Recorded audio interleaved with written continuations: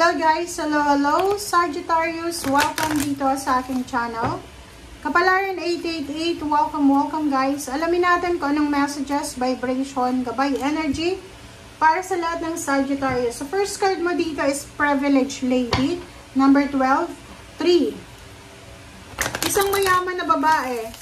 Isang mataas ang posisyon sa trabaho, mataas ang posisyon sa lipunan. It's either barangay captain, mayor, police, ano pa ba siya? Abogado, militar, boss, CEO, head of the heads, or kung sino man siya, supervisor. Siya yung focus sa ngayon. Wow! Okay. So, nakikita natin dito na isang babae na maganda yung inspiration na ibibigay niya sa'yo. So, nakikita natin dito na isang, yun, makapangyarihan siya. Hindi siya yung parang may power na, anong tawag dyan? Spiritual power, or may power siyang super power, parang ganyan, hindi. May isang tao na posibleng magiging inspiration mo para mabago ang takbo ng buhay mo, financial, spiritual, emotional. Sa linggong ito, sinasabi sa iyo ng baraha, Sagittarius, na kailangan mong mag-focus sa spiritual mong pamumuhay.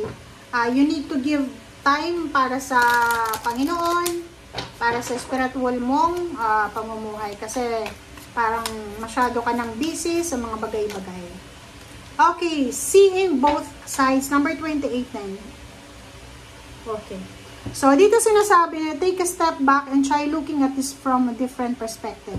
So, kung ikaw ay merong mga nababalitaan ng mga competition, pag-aaway sa pamilya, selosan, inggitan, yung kapatid mo, nalaman mo, may third party yung asawa niya, linoko siya, yung kapatid mo, ninakawan, yung kapatid mo, ganyan, ganito.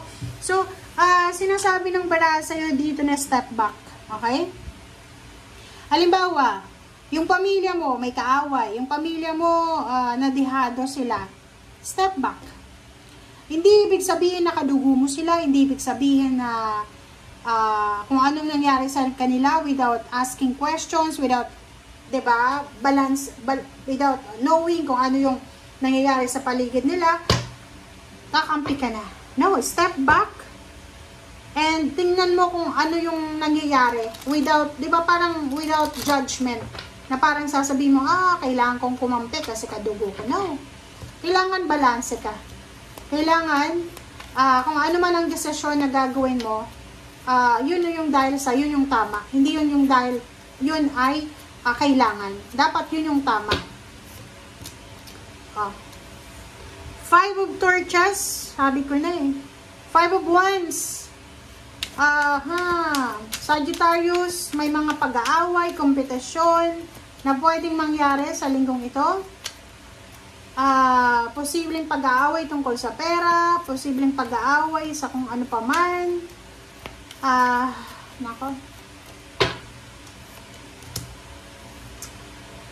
Maybe relationship siya. Pwedeng nalaman mo na yung karelasyon mo may third party. Or maybe nalaman mo na may umaaligid sa asawa mo, ganyan.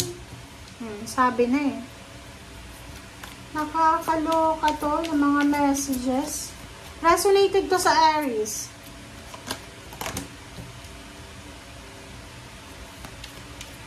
Okay.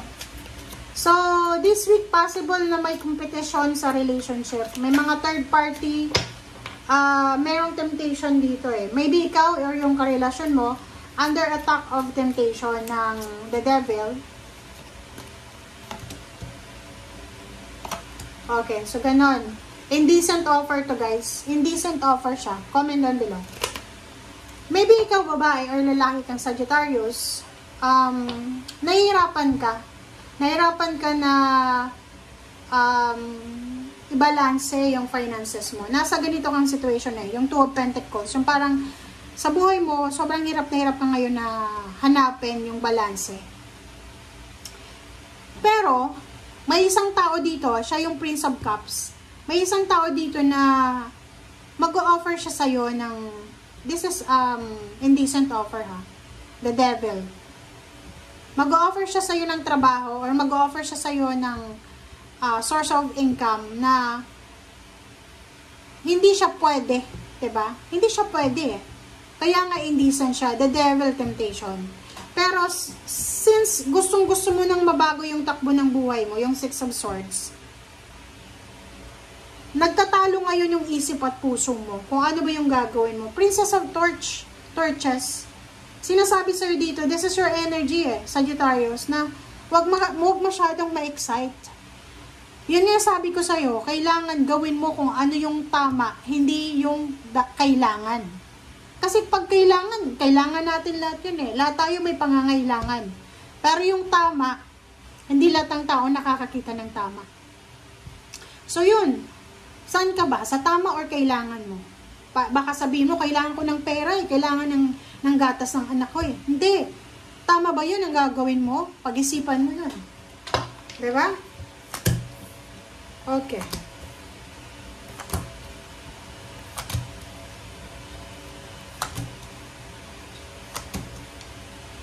Okay, sa ilalim mo dito is Four of Swords and then Judgment.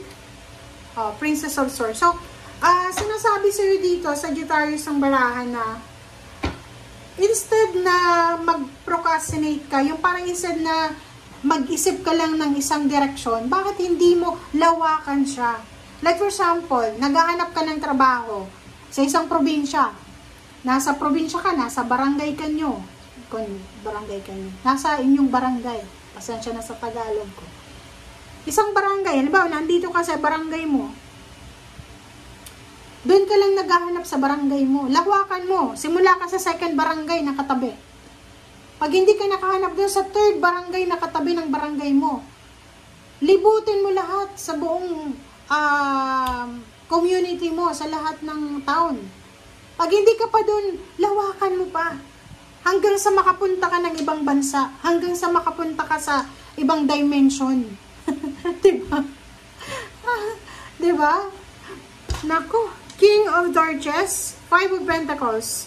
So, nakikita ko sa'yo dito na walang question sa pagiging masipag mo. Walang question sa pagiging dedicated and decided mo. But the problem is, kailangan mong mag-decide ng tama. King of Torches, sinasabi ng baraha sa'yo dito na gawin mo kung ano yung nararapat, pero dapat tama siya. Yung problema sa pera natin, yung parang sasabihin natin na, hirap kasi ako wala talagang ibang source ng income, eto lang. No. Lahat ng tao dito sa mundo, gipit lahat. Depende yun sa kung saan ka kakapit. Kung sa tama ba yan, sa legal or sa hindi legal. King of Torches and Five of Pentacles, sinasabi ng baraha sa'yo na, yung pagiging mahirap natin, yung problema natin sa pera, hindi yun rason para tanggapin natin kung anong klaseng trabaho lang yung ino-offer sa atin. Ten of Cups, Three of Swords, sinasabi ng baraha sa'yo dito na sa kagustuhan ng iba na ibigay yung pangangailangan ng pamilya, kahit masakit sa kanila, ginagawa nila. And sinasabi ng baraha sa'yo dito na nandito ka sobra-sobra, pagod na pagod ka na. Sobra-sobrang duties, responsibilities. Nakikita ko yung Sagittarius na to, nagtatrabaho siya sa gabi, sa umaga. Ang iba pinipimples na dahil hindi natutulog. Ang daming bayarin. Wow. Comment down below if you resonated.